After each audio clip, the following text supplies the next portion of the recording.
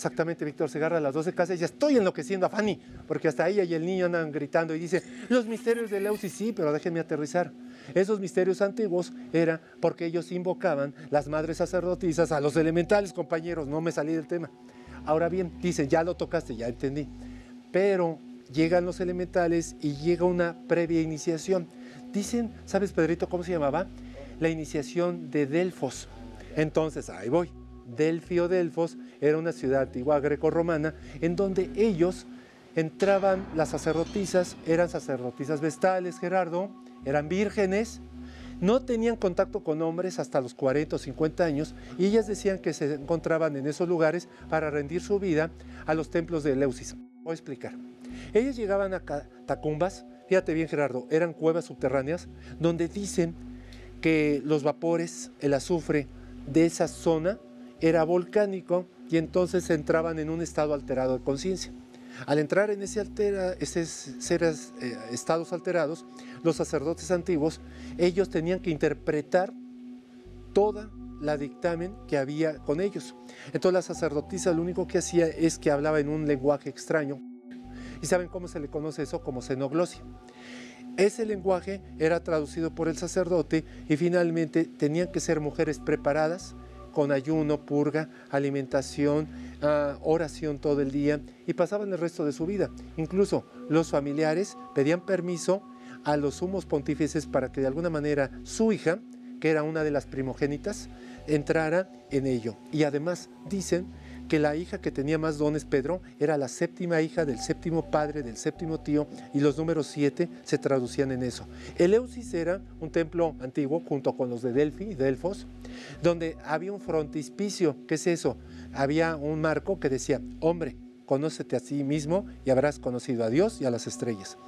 Porque esos templos de iniciación pasaban por 4 procesos. La mujer llegaba y entraba como iniciada, luego Gerardo como adepta, luego como provisionista, luego como maestra, luego como iluminada, pero no era de rápido así. Tenía que pasar por un proceso en el cual entraban en estados alterados de conciencia, lo que en la actual psicología le llaman estados alfa, beta, teta, zeta, delta. Que por cierto, la única conciencia que ellas llevaban era a nivel beta, a nivel consciente. Decían que se conectaban, fíjate bien, Fanny, con los dioses antiguos. Y decían que le hablaban a Hefestos, y que significaba Vulcano, quien era el dios del inframundo, el dios de la herrería, la que se conectaba con la metalurgia, los gases, el azufre, la sal, el agua, el mercurio. Finalmente, todos esos gases entraban en ella, entraban en un estado alterado, y finalmente en ese estado alterado producían un estado de evidencia. Por cierto, de ahí nace el término profetisa, profeta, hierofante, sumo sacerdote y estados alterados de conciencia. Bien, pasaban años y entonces esas mujeres daban pie a que ciertas profecías iban emperadores, sumos pontífices, príncipes, reyes y demás, y cierta gente de la alcurnia decían que en la traducción del sacerdote tenía una gran capacidad, un camino de vida, y muchas de las profecías fueron ciertas. Decían, por eso los escépticos dicen que no era cierto, porque hablaban en metáforas. Este es un punto importante, las parábolas. Y aparte de eso, el sacerdote tenía que hacer esas cartas astrales antiguas, conectarse, ciertos sonidos con la tierra, y finalmente la mujer, entrando en un estado de perturbación, esos gases perturbaban su mente y finalmente entraban en ese estado.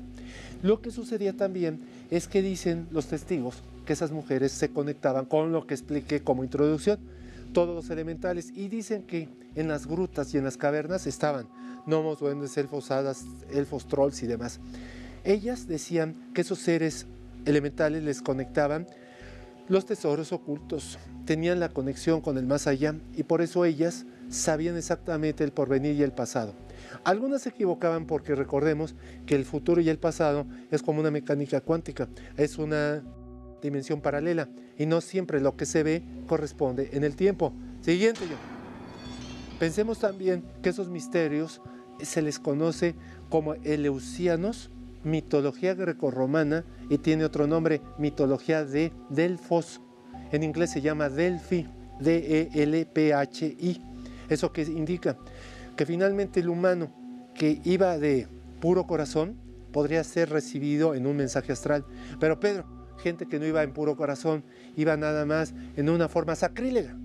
Tratar de encontrar un mensaje que no le correspondía, finalmente ocurría todo lo contrario. Y es por eso que eran muy famosos en la época que les gusta, dentro del 1800 antes de Cristo a todavía el 200 antes. Y finalmente esa época antigua hablaba que el Vesubio, que los volcanes hablaban. Por cierto, había dos ciudades importantes que muchos de los rituales eran para ellos, Pompeya y Herculano, que se encontraban exactamente en el Vesubio, y que explotó en el año 79, en agosto 23, una mega explosión. Tenía que ser en Virgo, porque dicen que las más grandes explosiones son en Virgo. Finalmente, la gente se conectaba a la tierra, Pedro, y me falta otra cosa, hacían fogatas y los incendios veían como seres votivos que se movían en la tierra. Eso se le conoce como salamandras. Ellos se conectaban también con el aire, silfos, sílfides, céfiros, aureales, boreales y demás. Esos seres avivaban la mente de la sacerdotisa. Y faltaría nada más que las ondinas, nereidas, sirenas y demás, era por el agua. El caso es que tenían los elementales. Ellas tardaban de 2 a 3 horas, atención, 2 a 3 horas de entrar en un estado alterado de conciencia. Eso, Pedro, se le llama nivel alfa, 2 minutos. ¿Qué pasa ahí? Que a lo mejor, Pedro, no necesitaban estudiar nada, sino simplemente entraban en estados arrebatados de conciencia. Finalmente la gente con los misterios decían que ellos podían conectarse y los sacerdotes eran necesarios porque a veces era inteligible y era muy difícil interpretar lo que estaban ellas hablando, porque dicen que se hablaban lenguajes como el arcadio, el atlante, el sumerio, que eran lenguas muertas, todavía para la época de los romanos.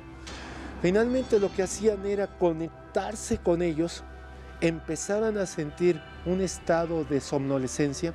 Otro de los síntomas era calores, efluvios, fiebre, convulsiones, Johnny, y todo eso lo que hacía es que la persona era el instante pleno. Y por cierto, Alfredo, tenían en sus manos unos objetos religiosos como talismanes, y esos talismanes, Pedrito, algunos usaban el ojo de Horus, el ojo de Isis, que también era la cruz ansata, la cruz Ankh.